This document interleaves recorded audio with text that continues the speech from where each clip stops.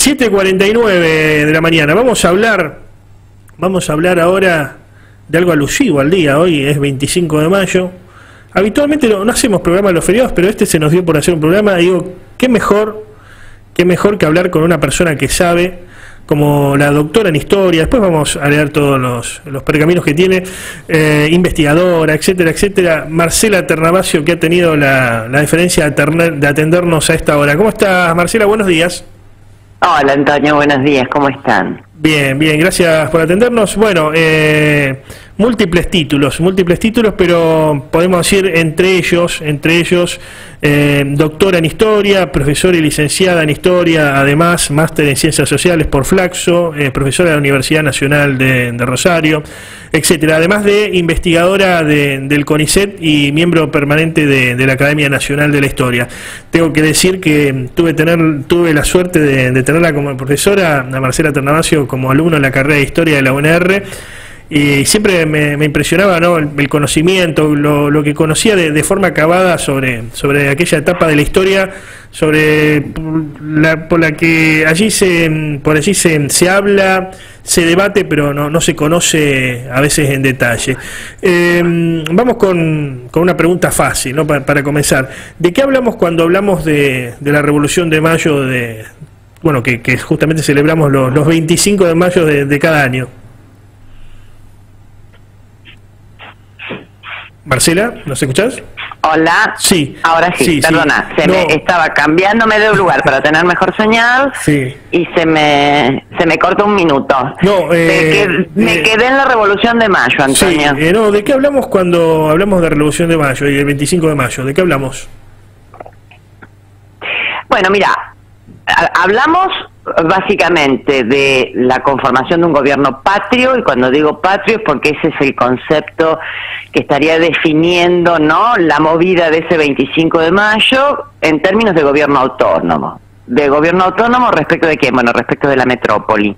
Y lo que está ocurriendo en la metrópoli es que tienen un gobierno provisional, porque Fernando VII se supone está prisionero. Digo se supone porque es una prisión bastante particular de la que está gozando en el castillo de Valencey en Francia, ¿no? Napoleón lo tiene prisionero. Entonces todas esas series de provisionalidades que hace que renuncien los Borbones, que se conformen las juntas en España, que se conforme la Junta Central, hasta llegar a nuestra primera junta el 25 de mayo, bueno, es esto, la conformación de un gobierno patrio que no está rompiendo con la metrópoli, que no está rompiendo con el pacto monárquico, y en todo caso será la metrópoli la que rompa con nosotros en términos del pacto colonial. Claro. ¿Sí? A ver, lo que el 25 de mayo ocurre es que se conforma una junta con la supuesta misma legalidad y legitimidad con la que se habían conformado las juntas en España, como decía, porque son juntas provisionales que están, como utilizaban en la época, ¿no?, tutelando, esa es una palabra jurídica, tutelando el depósito de la soberanía del monarca, que estaba en la prisión de Valencey. Entonces, en el marco de las leyes fundamentales de la monarquía española, la conformación de juntas para autogobernarse era un gesto extraordinario, como lo era en la renuncia de los reyes, de manera tal que la legalidad de conformar una junta aquí estaba, digamos, contemplada, solo que las autoridades de la metrópoli no las consideraron ni legales ni legítimas. Por eso estoy diciendo, en todo caso, la metrópoli rompe con nosotros. Nosotros, el 25 de mayo de 1810, estamos frente a una situación en Europa donde todo indica que Napoleón Bonaparte está ganando la partida, es dueño del continente. Claro. Por lo tanto, si España está perdida, si además la autoridad que ha nombrado nuestro virrey Cisneros ha caducado, y este es el argumento del Cabildo Abierto, ¿no?, del 22 de mayo, pues bueno, conformaremos nuestra primera junta. Pero bueno, distingo esta cuestión, o por lo menos dos cuestiones. Es la conformación de un gobierno autónomo que de alguna manera tiene la vocación independentista que se le atribuye en los relatos canónicos y en ciertas divulgaciones históricas actuales.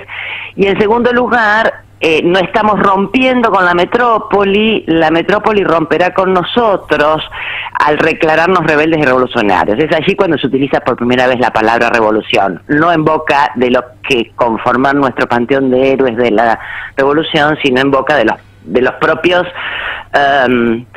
sectores que no aceptaron a este nuevo gobierno, ¿no?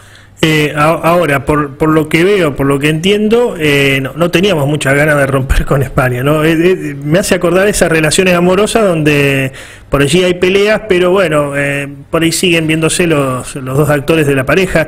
No teníamos muchas ganas, o sea, no se vislumbra, por lo que vos decís.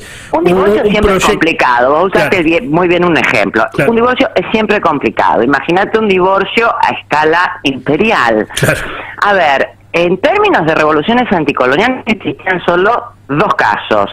Uno exitoso, que fue el de las 13 colonias británicas, que van a dar lugar luego de julio de 1776 a la declaración de la independencia de los Estados Unidos de Norteamérica, que pasarán por una guerra, pero que terminará exitosamente en el sentido de que, bueno, ya sabemos, Estados Unidos no solo va a ganar esa guerra contra su antigua metrópoli, sino que además va a crear una república ex nihilo, moderna, de grandes extensiones y además de carácter federal y representativa.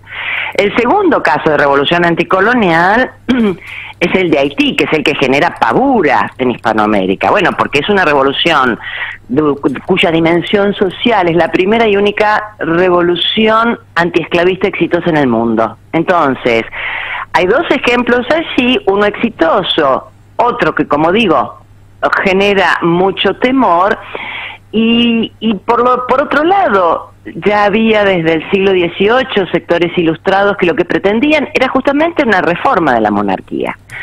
Tanto sectores ilustrados en la misma España como los sectores ilustrados criollos que maman y se empapan de estas nuevas ideas, ¿no? Las nuevas ideas del siglo, le decían en el XVIII. ¿Qué significa una reforma del orden colonial? Bueno, son los viejos reclamos de lo que David Brading llamó el patriotismo criollo. Igual acceso a los empleos, un mayor margen de autogobierno, fin a esos monopolios tan rígidos a nivel comercial, mayor igualdad entre los territorios ultramarinos y los reinos españoles y un largo etcétera. Y en ese tren estarán involucrados nuestros ilustrados que conformarán el futuro panteón de los revolucionarios. Entonces, en 1810 lo que tenemos es una situación de profunda incertidumbre donde nadie sabe si vamos a pasar a depender finalmente del emperador de Francia. Entonces, en ese contexto, bueno, se abre una serie de alternativas. En mayo de 1810, entre esas alternativas, la de la independencia es la que tiene, diría, el menor consenso. Claro. ¿Sí? Claro. Ahora, esto que viene luego con el gobierno, ¿no? que se conforma, tiene más que ver, como decíamos recién, con una idea de gobierno autónomo o con hacer algo por el momento para ver después cómo terminamos arreglando o consensuando y que todo vuelva a la normalidad. Bueno, las dos cosas. Es decir, la revolución comienzan sin tener ni la menor idea de que estos quienes están conformando este primer gobierno patrio van a ser revolucionarios. Es decir, ellos están claramente siguiendo el modelo jurídico hispánico, conformar una junta que asume la fidelidad al rey Fernando VII cautivo y que por lo tanto retrovierte la soberanía en los pueblos en calidad de depósito, de tutela.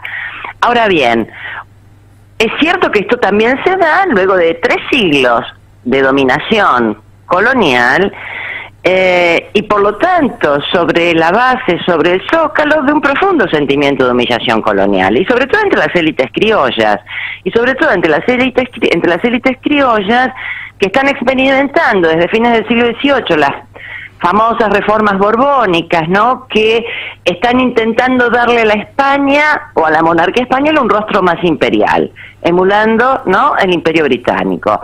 Es en ese contexto donde la confluencia de ese profundo sentimiento de humillación colonial, junto a la incertidumbre que está viviendo Europa, es que la conformación del primer gobierno patrio, y aquí viene la tercera pata de la cuestión que me preguntás, es que va generando sobre la marcha digamos, nuevas opciones, nuevos horizontes de expectativas y nuevas reservas de experiencia. Por lo tanto, la libertad se descubre en el momento en que se está experimentando la propia liberación. Este es un punto clave, ¿no? Entonces, es en esa experiencia que se inicia el 25 de mayo, no que el 25 de mayo es el producto de una conciencia independentista precedente. Entonces, es en esta experiencia que se inicia el 25 de mayo, a partir de la cual van los actores a experimentar justamente la sensación de que efectivamente pueden tener un gobierno autónomo y propio, pueden exigir, ya no pedir, exigir una reforma del sistema colonial, y será en ese contexto en donde el horizonte de romper definitivamente con la monarquía va tomando forma, pero como una opción que, imaginemos, recién se va a concretar 6 años después. ¿Es Mariano Moreno el hombre más importante de este proceso? No, a ver, mira, como todos procesos históricos, después se van construyendo los panteones, ¿no? Claro. Entonces, a ver, la galería de héroes, la galería de héroes, sí, sí. Exacto. Mariano Moreno es el personaje más efímero de la revolución. Voy a decir algo demasiado brutal. Tuvo la fortuna de morir joven y morir a tiempo, y por lo tanto quedar en ese panteón como el revolucionario más radical, claro, ¿no? Salvándose, vaya a saber de qué imputación posterior del Tribunal de la Historia. Ahora, ¿se puede hablar te interrumpo, es algo interesante lo que decís, ¿se puede hablar de izquierda o derecha para esta altura, o de un sector más conservador y otro menos conservador? No. A ver, sobre todo, ¿sabes por qué? A ver, quienes se sentaban a la derecha o a la izquierda en la Asamblea Francesa es una cosa, y cómo se va connotando esto bastante después en el siglo XIX es otra, y cuáles son las interpretaciones que a veces les pueden dar a las izquierdas y las derechas puede terminar siendo un mamarracho. Entonces, prefiero evitar el uso del concepto de derecha. Observa, digamos, utilizaría más el concepto de mayor o menor moderación, mayor o menor radicalismo. Ahora, para ser más concreta, en el 25 de mayo de 1810 y durante 1810 en Buenos Aires todos eran revolucionarios, estoy diciéndolo también de manera muy estilizada. Los saavedristas y los morenistas eran todos revolucionarios. No hay un partido realista, sí, fuerte, que tenga alternativa de ganar la partida, entre otras cosas porque Saavedra es el que maneja las milicias, ¿sí? Y las armas, por lo tanto, son las que definen la correlación de fuerzas a favor o en contra de la revolución. En este caso, las milicias al mando de Saavedra la definen a favor de la revolución. Ahora, lo que llamamos saavedrismo es un sector que está pendiente de lo que está ocurriendo en España y en Europa. Nadie sabe quién va a ganar la guerra en Europa. En segundo lugar, la figura de Moreno, pensemos que en 1809 está defendiendo como abogado al sector españolista que quiere hacer su propia junta desde el Cabildo, ¿no? Liderados por Álzaga. El Álzaga que va a ser fusilado por realista en 1812. Entonces, es una figura efímera que en efecto va a tener un papel importante dominando un sector de la Junta y sobre todo, yo diría, sacando del medio de esa Junta a dos personajes claves, a Castelli y a Belgrano. Los manda a los dos a las respectivas expediciones que deben llevar las noticias y por lo tanto exigir obediencia a la Junta, uno en el caso de Belgrano a Paraguay y otro, su primo Castelli, al Alto Perú. Lo que estoy diciendo entonces es que aun cuando Moreno no perteneció nunca al grupo carlotista e ilustrado que lideraba Belgrano y donde estaban Vieites, Castelli y Rodríguez Peña, aun cuando él no era del corazón de esa camándula, para decirlo muy rápidamente, para Moreno, digamos, Belgrano y Castelli eran los únicos dos personajes. Esta es una hipótesis muy mía, después de haber trabajado a los carlotistas y a todo el periodo previo a 1810. Eran los únicos dos personajes que podían hacerle sombra a Moreno como hombres de letras.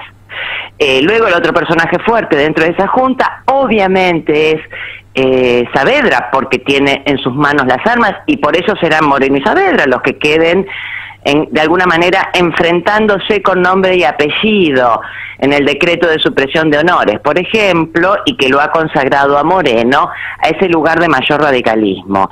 Pero, por ejemplo, el famoso plan de operaciones, atribuido durante 2 siglos a Moreno, tuvo que ser Diego Bauso, un excelente neurólogo muy interesado por la historia, quien viniera a descubrir que era un plagio de una novela francesa de 1800. O sea, algo que sospechábamos siempre que no era de la pluma de Moreno, pero que atribuírsela a Moreno dotaba a nuestra revolución de una suerte de jacobinismo avant la lettre, ¿no? Entonces, bueno, sí, desde ese punto de vista, insisto, aunque lo esté diciendo muy brutalmente, hay personajes que mueren a tiempo, ¿no? Claro. Podría quedarme hablando horas y horas con vos, es muy interesante la comunicación, seguramente te vamos a contactar para otra oportunidad, pero quería pedirte finalmente una reflexión sobre qué significancia tiene hoy por hoy festejar, celebrar o conmemorar de alguna manera el 25 de mayo y este proceso revolucionario, primero en esta situación que vive la Argentina y el mundo, ¿no?, producto del coronavirus, del avance de la pandemia, y en segundo lugar en la situación que hoy se encuentra Argentina, que básicamente se encuentra sometida a los organismos internacionales. Estamos viendo cómo agradar de alguna manera a los organismos internacionales para que la economía pueda recibir un poco más de aire, insuflar un poco más de aire a través de crédito externo. ¿Qué significancia tiene conmemorar el 25 de mayo en estas circunstancias? La verdad es que se supone siempre que toda conmemoración es una suerte de gran reunión colectiva, ¿no es cierto? Donde ahora esa gran reunión colectiva en la cual nos reconocemos como comunidad, ¿no? Como parte de un común, ¿no?, político, identitario. La celebración tiene siempre, ¿no?, esa capacidad de rescatarnos en la homogeneidad y por lo tanto ser un momento en el cual todos podemos pensar que tenemos algo en común para celebrar más allá de las divisiones, grietas y un largo etcétera. Ahora bien, todas las celebraciones organizadas, por otro lado, pensemos que estamos viviendo el año belgraniano, ¿no?, que para la Argentina, Belgrano es, como sabemos, el intocado héroe del Panteón, y para Rosario el mito de la cuna de la bandera. Todo quedó en suspenso, todos quedamos trabajando, convocados por distintos organismos, yo en mi caso a nivel nacional, provincial, municipal, universitario, produciendo cosas sobre Belgrano desde mi casa.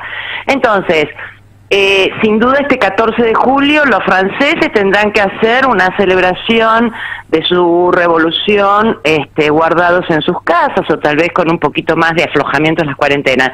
Pero creo que el mundo está viviendo por primera vez lo que podríamos denominar una situación claramente dilemática. Cualquier opción, y por eso es dilemática, es mala, ¿no? ¿En qué sentido? Para mí, absolutamente banal discusión sobre si abrimos la cuarentena o abrimos la economía, bueno, justamente es banal porque es dilemática. Entonces, como vos bien decís, lo único que puede salvarnos, entre otras cosas, y acá ya es obvio que no podemos estar pensando los problemas en términos nacionales, lo pongo entre comillas, sí en términos nacionales porque son los gobiernos nacionales los que directamente responsables de las medidas que se tomen, pero a la vez lo que era más excepcional de una Argentina absolutamente estancada y endeudada, ahora nos iguala a muchísimos. O sea, claro, ahora en ese concierto económico internacional o nos salvamos el 25% de los países que estamos endeudados, por lo menos, y por lo tanto quienes manejan la economía internacional no son idiotas y saben perfectamente que una cosa es no salvar a la Argentina y otra cosa es no salvar a un cuarto del planeta. Entonces, en ese contexto yo puedo ser un poquito más optimista, pero insisto, nunca hemos vivido a nivel planetario una situación tan dilemática como esta. Muchas gracias por el contacto, Marcela. Gracias a vos, Antonio. Adiós.